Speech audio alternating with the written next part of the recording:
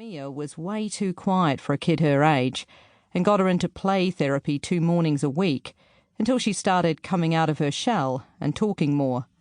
And all along I'd thought it was me being such a fabulous fill-in parent that was the reason for her good behaviour.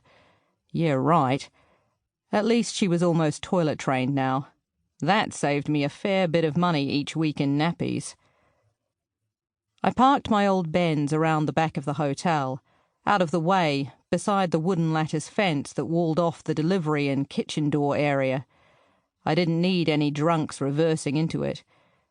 I unlocked and pushed through the side door, making sure to lock it again behind me.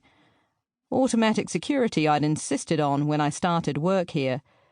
Big Macca was too much of a country boy, leaving doors open everywhere. I had my own history of someone creeping in after closing time at my pub in Melbourne and nearly killing me. That wasn't going to happen again. "Hey, Judi." Mike Summers came out of the staff toilet, nodding his tie. "Ready for the war?" Now, you mustn't think of our valued customers as enemies," I said, grinning. Mike laughed. "Nah, just dickheads and pervs, hey?" "Don't tell me. Susie is wearing her special black top again?" "Yep. Billy's been picking up eyeballs left, right and centre." I shook my head.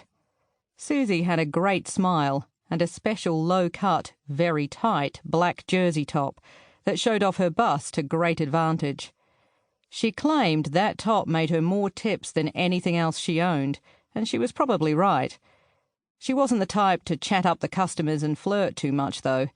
She had a sharp wit that tended to cut guys down to size in one sentence, but not until after the tips had been handed over, of course.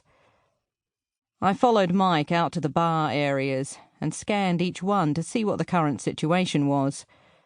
The public bar still had a few locals in it, but they'd leave when the race crowd arrived. It pissed me off that the locals felt shoved out of their home turf, but the public bar was too big to keep just for them, and it made too much money on race days. The lounge bar had 2 small groups in it, punters who'd left the track early, maybe because they'd lost all their money on betting. The bistro was empty, but I could see the chef, Andre, in the kitchen, getting things ready for the onslaught. Racegoers tended to eat late. They drank all day and snacked on rubbish at the track, then got the munchies around 8 or 9 at night. Andre hated the late rush, and we'd had to promise him triple pay after 9 to pacify him. Well, I'd promised him triple. I still hadn't cleared it with Big Macca yet. I wondered where the hell Big Macca was. He usually liked to be around on race days, hobnobbing with the wannabe rich and famous, but yesterday he told me he was going to be out for the day. "Got a business deal I have to take care of," he said. "Sorry to leave you in charge of everything, but you'll be right, won't you?" "As long as Mike and Billy are here." "Yep, the whole staff are on, don't worry. I'll definitely be back by the evening rush." But Big Macca had looked worried, his eyes shifting from side to side, and I was still wondering what the hell he was up to. I knew the hotel wasn't doing very well. Country race days were a bonus, but there were only 6 weekend races a year near us. The rest of the time, it was as quiet as the grave, so to speak. The front door swung open, and a crowd of racegoers fell in, laughing and holding each other up. All young ones, under 25, the girls in lycra dresses up around their bums, and the guys wearing hats that made them look like they'd stepped out of Squizzy Taylor's 1920s gang.